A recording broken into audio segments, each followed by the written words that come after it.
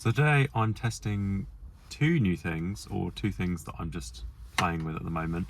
First is Contax G2, which is rather lovely. And if you don't know what this is an autofocus rangefinder style camera, because the viewfinder is offset to the side, but it's autofocus.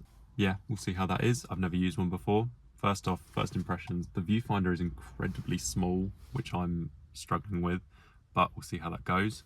And the second thing is some Lomography 800 color negative film, which I'm going to load into the Contax just while we run some errands. So we'll see what that looks like. I've got the 45mm f2, which is a planar lens. It's kind of like the standard lens for the kit. And then at home, I've also got a 28mm, which I hate a 28mm. Maybe it'll be good, but yeah. Let's see what this is like, and we'll load it up. So a little catch on the side, flip that down, rotate, back pops open. I was actually sent this by Lomography to test, so we'll see what that's like.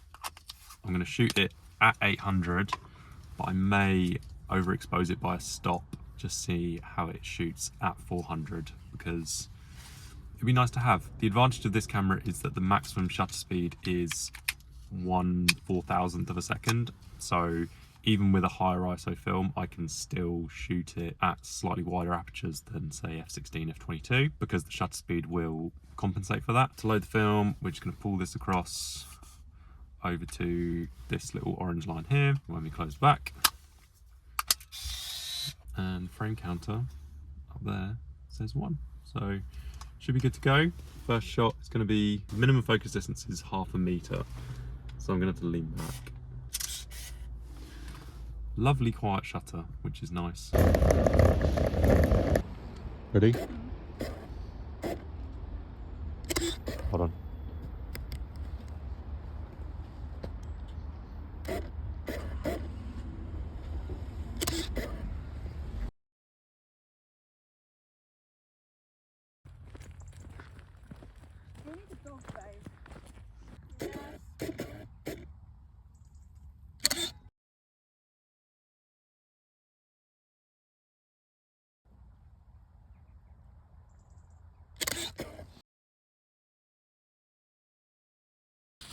And then head back at me. Ready?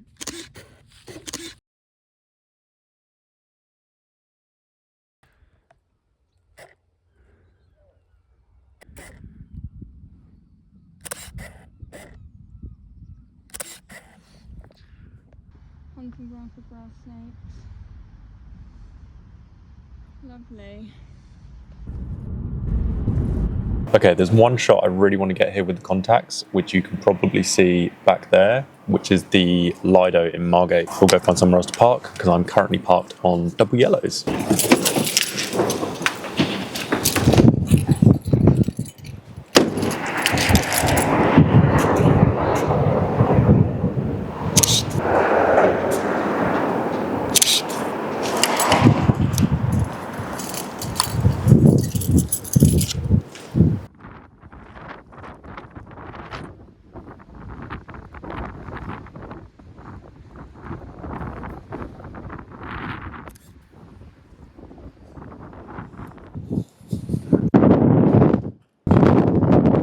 Take some shots around here and maybe go down to the Lido. I'm curious to see how the lenses perform, because they are meant to be impeccably sharp.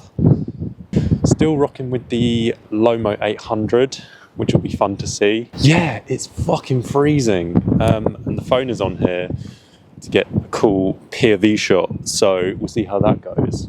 But I'm going to take some more shots, and I've got like 12 frames left. And I even have thermals on because I'm that cold.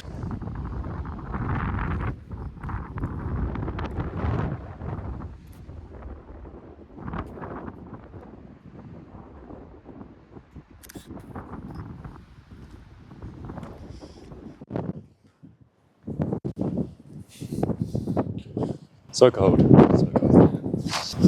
Oh, that looks nice though.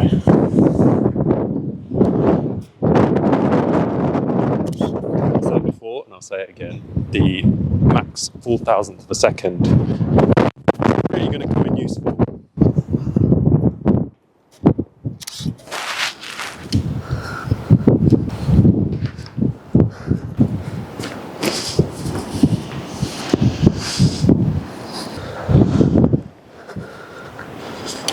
I have the 28mm in my pocket, just rolling around, so I'm going to try that, because I don't have the genuine back cap for it. Holy shit, it's cold. I've even got the Kodak hoodie. In with the Kodak. It's so fucking cold. And there's salt spray, which I'm a little bit worried about, but might make a cool shot, so I'll see how that looks. Holy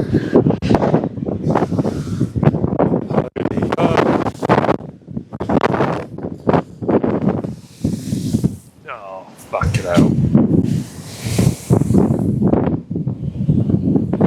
Come on.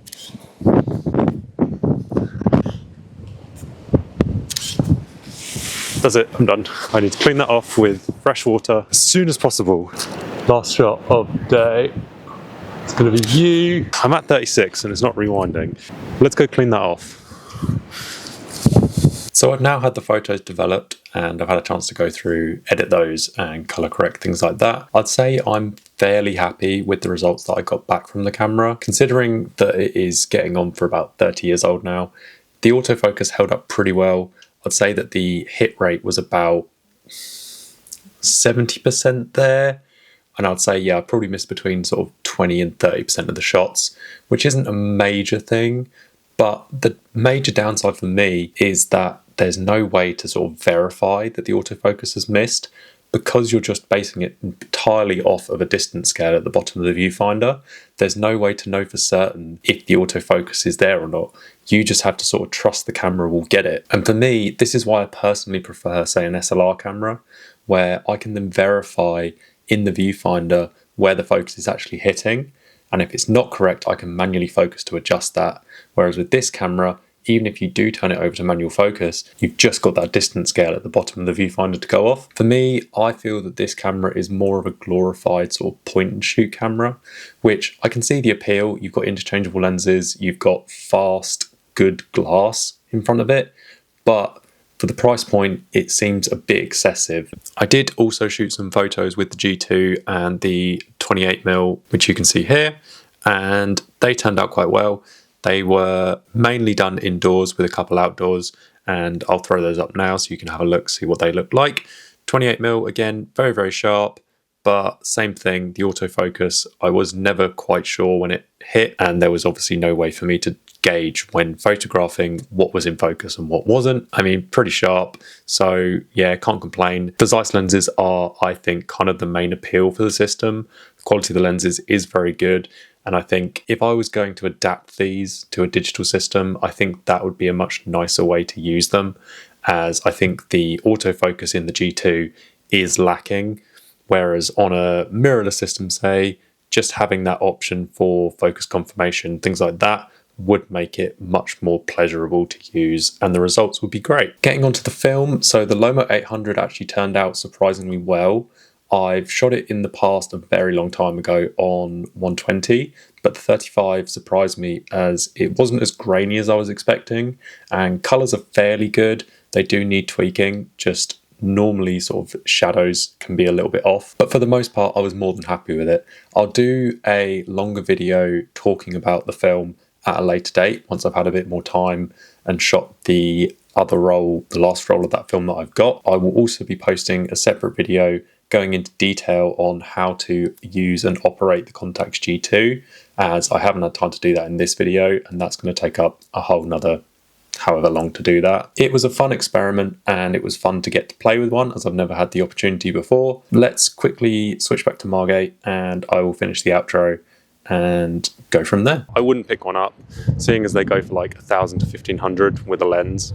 That seems way too excessive. I don't think the camera itself warrants that price. Let me know your thoughts. If you've ever shot with one of these, or you are currently shooting with one of these, put it in the comments as to why you enjoy this camera system so much, what it is that drew you into it, and why you're either still using it or why you may have let it go. If you have any questions about the camera or just photography in general, pop those down in the comments and I'll get back to you as soon as possible. Otherwise, I can't wait to go home, thank you very much for watching. If you like this video, please like it. If you really like this video, you are more than welcome to subscribe. That would be amazing. Thank you for watching. I will see you in the next video. I can't wait to get home.